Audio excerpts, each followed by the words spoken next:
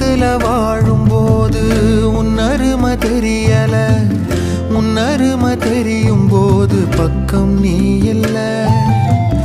தன்னந்தனி படகு போல தத்தளிக்கும் வாழ்க்கை போல